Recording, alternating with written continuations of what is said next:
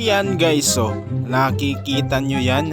Yan ang titirahin natin ngayon. Kaya tara, let's G! Tanghali na naman. Syempre, gutom na daw si MJ at gusto niya ng fried chicken. Kaya tara guys, samahan nyo ako magluto ng ating fried chicken. Imamarinate ko nga pala itong ating manok guys. Kaya gawa muna na tayo ng ating mga ingredients para sa ating pang-marinate. Ilagay ang manok, wangba, yung ating mga kalamansi, paminta, yoto, at yung ating UFC banana ketchup. I-mix lang natin lahat yan guys sa ating manok at i-marinate lang muna natin guys for 1 hour. 1 hour later. Tadan! Solid yan guys. Tara, gawa na tayo ng ating butter at coating. Let's go! Maglagay tayo ng harina, asin, itlog guys. I-mix lang natin yan guys hanggang maging ganito na siya. Ting naman, harina, crispy fry, yung tig 23 pa rin.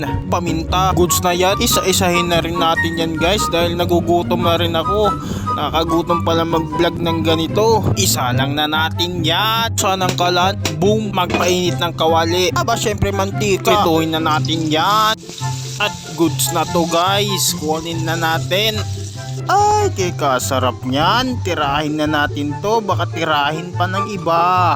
First bite namin ni MG. Solid yan. Thank you nga pala sa sister ko sa pagpapa-Gcash for the chicken. Sold!